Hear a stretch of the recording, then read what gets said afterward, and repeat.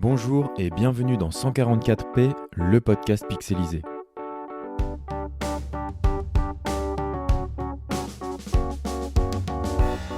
Aujourd'hui, je reçois Monique, grande voyageuse, qui un jour a décidé de prendre une caméra vidéo pour enregistrer toutes les images de ses voyages. Quelques années après, parfois 5 à 10 ans plus tard, elle a décidé de commencer le montage de plusieurs séries de films comportant jusqu'à 10 films par destination. Ces films très documentés restituent les paysages, les rencontres et les sensations qu'elle a vécues, parfois en mettant en relief l'évolution historique de certaines régions ou pays qu'elle a visités, tout cela méticuleusement raconté et accompagné par de la musique. Le jour de notre rencontre, Monique s'installe, je pose mes micros, le son ne fonctionne pas comme prévu dès le départ, alors je fais quelques réglages et l'entretien commence. Normalement ça devrait être mieux. Allez-y. Bonjour Gauthier. Alors on recommence. Bonjour Monique. Bonjour Gauthier. Comment allez-vous ? Bien et vous ? Ça va très bien. Le ciel est bleu aujourd'hui, c'est super. Eh oui, je suis très content de vous accueillir dans mon podcast 144p, le podcast pixelisé, où on parle d'audiovisuel et d'autres sujets tout autour de cette question. Parce que l'audiovisuel, c'est vaste. C'est vaste, ça mixte plusieurs disciplines qui se rejoignent à un moment. Alors, j'ai une première question pour lancer ce podcast. Qu'est-ce qui vous a amené à faire de la vidéo ? Ma passion du voyage et ne pas faire que ces voyages tombent à l'eau. C'est-à-dire, vous avez fait combien de voyages ? Beaucoup. J'ai un certain âge, mais j'ai commencé à 30 ans par la Turquie.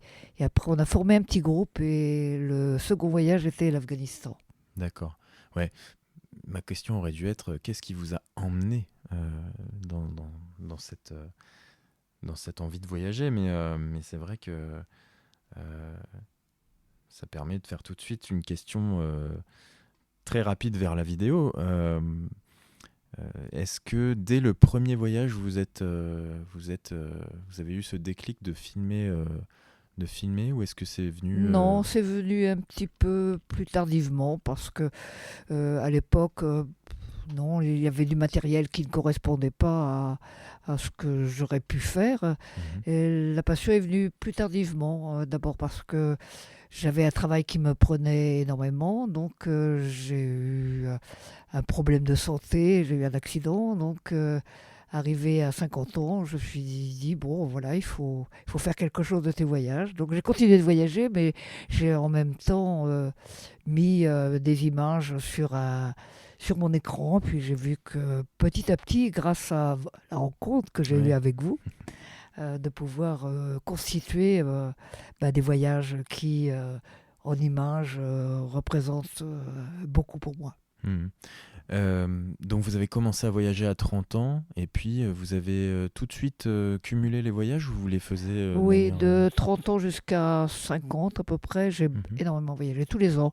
J'avais la chance d'avoir un travail et un employeur qui me laissait prendre un mois, des fois 2 mois. Waouh. C'était super. Pour partir à l'autre bout du monde. Ouais, voilà. C'est super ça. Parce que le voyage très court, pour moi, c'est pas ma passion. J'aime bien aller jusqu'au fond des choses. Comment vous voyagez ? En général, au début, quand j'avais été très très très jeune, avec un sac à dos, bien sûr, avec des bus, jamais en organisation, quelquefois 2, 3, mais jamais en groupe organisé. Je prépare d'abord mon voyage. Et vous le par préparez, des lectures. Voilà, par des lectures. Et c'est souvent la lecture qui m'incite à prendre une destination. C'est pas des amis ou des gens autour de vous qui vous conseillent une destination Non, c'est la lecture en général. Les livres, les grands voyageurs, et Dieu sait s'il y en a eu énormément avant moi. Ne serait-ce que Kessel, on pourrait parler de Kessel. Surtout sur l'Afghanistan, bien sûr. Et donc, le fait de vouloir les fixer, ces voyages, les conserver, surtout. Ouais. Pour moi, et puis peut-être pour ceux qui me me voyait voyager, partir loin. Je rapportais, au début, je rapportais surtout de la photo, puis après, la caméra est venue, accessible à beaucoup de personnes, donc j'ai filmé. C'était stocké dans un endroit parce que mon travail ne me permettait pas de créer quelque chose. Mais suite à cet accident qui était un malheur pour un bonheur, puisque finalement, j'ai découvert une passion, la vidéo. Et oui. Et grâce à vous, j'ai pu me perfectionner. Et de plus en plus, je continue de me perfectionner parce que c'est vrai que c'est très vaste la vidéo. Donc au moment où vous enregistrez vos images, euh, vous enregistrez un petit peu sur le vif, ou est-ce que vous prévoyez d'enregistrer des Non, choses je prévoyais pas. C'était comme ça sur le Ouais, vif, c'était sur le à la vif. rencontre, au D'accord. fil du temps. Mhm. C'est surtout la rencontre qui me passionne dans le voyage. Donc, mes films en général, c'est surtout la rencontre. Les paysages, bien sûr, mais la rencontre, c'est d'abord ma passion. La rencontre des L'être gens. humain, Ouais. l'être humain, avec toutes ses qualités, tous ses travers. Découvrir l'homme, c'est très, très important. Mhm. Euh, Vous aviez un métier en rapport avec, Oui, le contact humain aussi? j'étais commercial, donc c'est une passion de communiquer avec l'autre déjà, avec un grand A. Et vous voyagiez déjà un petit peu dans votre Oui, métier? ma dernière activité m'a amené à aller sur la Réunion, Mhm. la Guadeloupe, la Martinique. Donc Donc, j'ai continué l'amour du voyage et tout en travaillant. ce contact avec les gens que vous aviez dans le monde professionnel, en fait, bah, vous l'aviez d'une autre manière avec les voyages que J'ai vous faisiez. continué quand on a une passion du travail, il faut continuer sa passion d'une autre façon Mhm. qui devient en même temps un loisir, mais avec constamment une tension, bien sûr, parce que le voyage dans certains endroits, ne serait-ce que la Guyane, c'est une tension. Quand vous partez seul pendant 10-15 jours Mhm.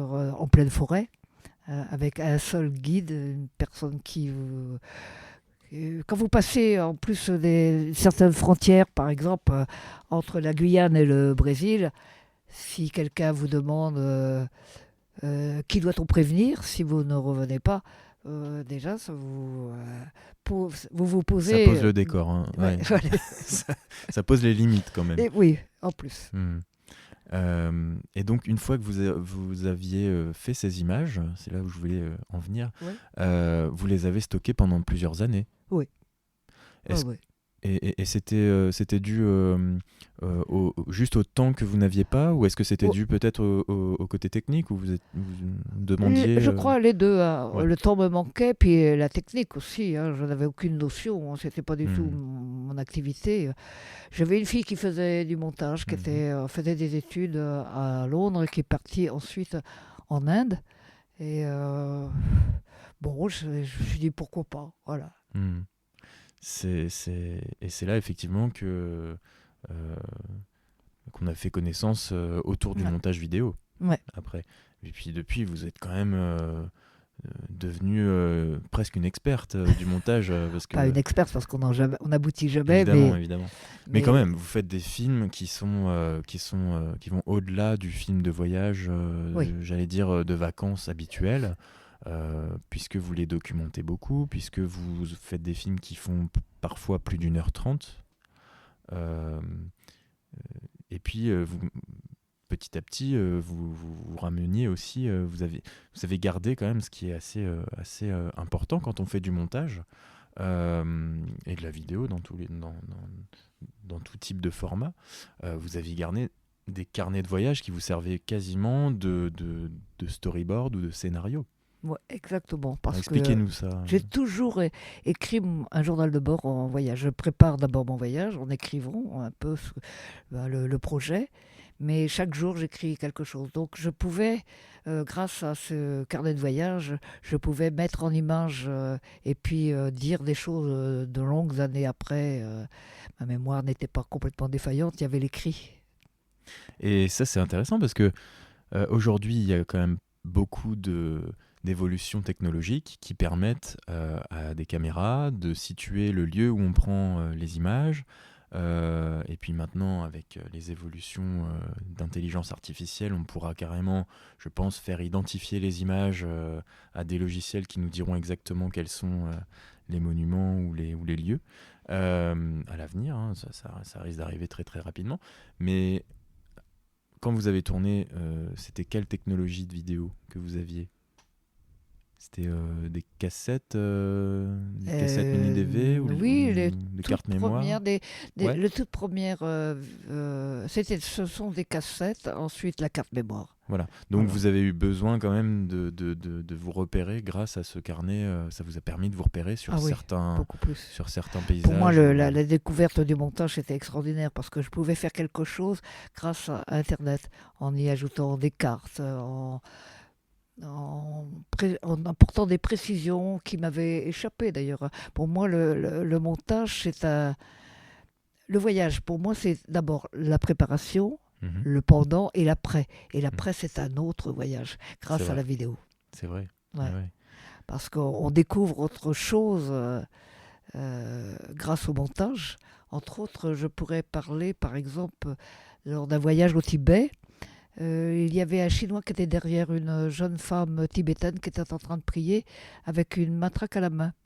La matraque juste au-dessus de la tête. Je pouvais l'arrêter avec la vidéo et montrer tout à fait autre chose. Mhm. Donc ça, c'est magique. Apporter une double lecture ou un regard peut-être avec Ouais. du recul. Oui. Mhm. Ouais. Ah oui, effectivement. C'est intéressant comme approche. Mais c'est vrai que vous faites une très grosse recherche euh, sur de la documentation, mais aussi sur de la musique. Oui, ma passion aussi, c'est la musique. Parce que c'est vrai qu'avec avec la musique devient peut-être aussi un personnage dans un film. Et la musique peut accentuer ce que l'on a envie de dire. Elle peut détruire aussi, bien sûr. C'est grâce à vous, d'ailleurs, Gauthier, que toutes ces choses m'ont été démontrées Ouais, vous avez en parlant expérimenté. longuement. Ouais, vous avez expérimenté quand même Oui, pas mal. Hein. toujours plein de choses. Mhm. Mhm. Mm. C'est La intéressant. vidéo est extraordinaire. Celui qui découvre cette passion-là, elle vous prend les tripes. Vous vous rendez même pas compte des heures que vous passez. Vous regardez votre montre, il est 2 heures du matin. Ah, il serait peut-être temps d'aller dormir. Et vous touchez un point assez juste. Euh, je sais que cette question est une question à laquelle on ne peut pas répondre, mais combien de temps passez-vous sur vos montages ? Oh, j'ose pas dire. Quelquefois, au danger pour enlever un peu du sommeil qui normalement est nécessaire, c'est un peu dommage parce que après, dans la journée, vous ne pouvez pas être aussi efficace pour vouloir faire tout ce que vous avez. On a toujours envie de faire tellement de choses. Bien sûr. Les journées sont trop courtes. Vous, le montage vous grignote Voilà. des heures des heures de sommeil. Oui, et de d'autres activités, parce qu'on Ouais. ne peut pas faire que ça. Il y a besoin d'être dans la nature, de faire du sport, d'avoir de la rencontre aussi, c'est important, des amis. Mhm. Surtout quand vous arrêtez de travailler très tôt, Mhm. il faut conserver beaucoup d'activités pour ne pas sombrer dans la tristesse ou les douleurs suite à l'accident. Mhm, bien sûr. Ouais, Donc ouais. la vidéo pour moi était vraiment extraordinaire. Ça a été parfait. Je me répète, c'est un troisième voyage Et c'est vrai. que l'on fait. La Mhm. préparation, le pendant, l'avant, le pendant et l'après. Mhm. En termes d'évolution technologique, est-ce que vous remarquez que quand même on avance très très rapidement en termes d'appareils, en termes de format d'enregistrement, en termes de traitement de montage aussi? Est-ce que vous voyez, est-ce que vous avez vu une évolution et est-ce que ça a été facile ou est-ce qu'au contraire vous vous êtes senti bloqué parfois? Alors, l'évolution, elle était dès le départ. Et grâce à vous, j'ai pu progressé. Sans vous, je n'aurais jamais progressé. Et je me rends compte que j'ai encore beaucoup, beaucoup à apprendre. Mais l'évolution est tellement rapide que sans vous, je crois que je ne serais pas allé aussi loin. Et j'aurais peut-être baissé les bras d'ailleurs, parce que la technique n'est pas mon domaine. Je connais ce que je fais grâce à vous, mais le reste, non. Je peux vous poser de multiples questions Bien pour sûr, des termes qui m'échappent, parce que c'est pas ma génération. Ah oui. Et puis que mon métier ne m'incitait pas non plus à découvrir aussi tout ce qui était technique. J'avais jamais pensé terminer mes années en faisant du montage.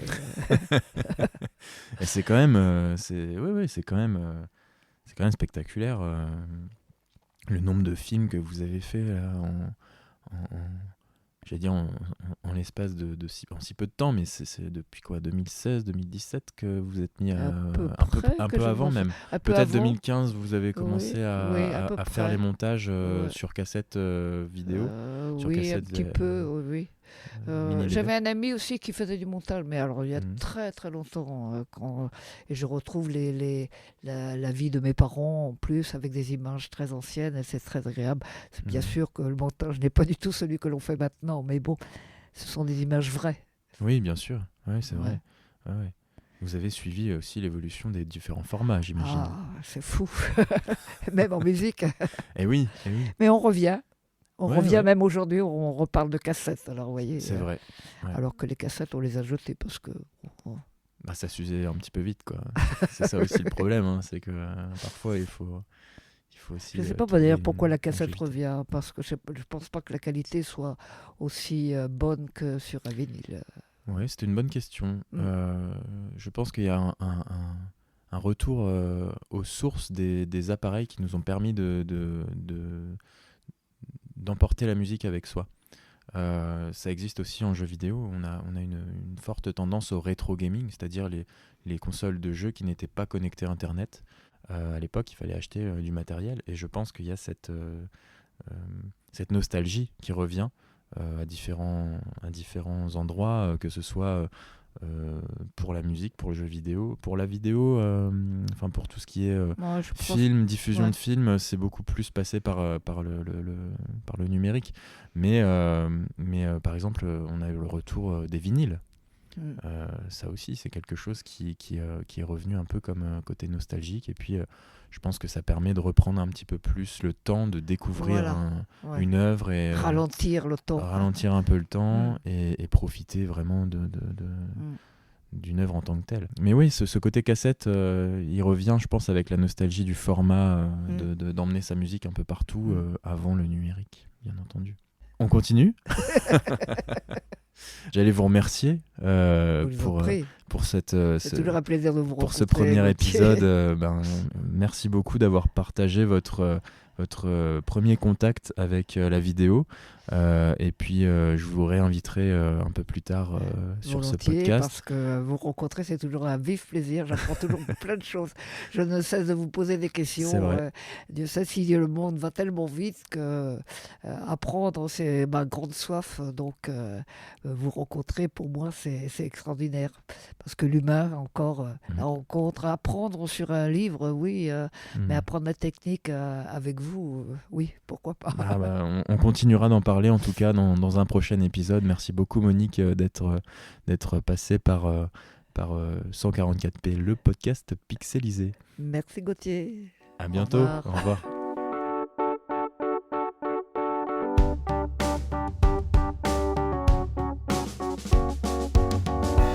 C'était 144p, le podcast pixelisé. Merci beaucoup d'avoir écouté cet épisode. N'hésitez pas à vous abonner sur la plateforme où vous l'écoutez. Quant à moi, je vous dis à très bientôt pour un nouvel épisode de 144p, le podcast pixelisé.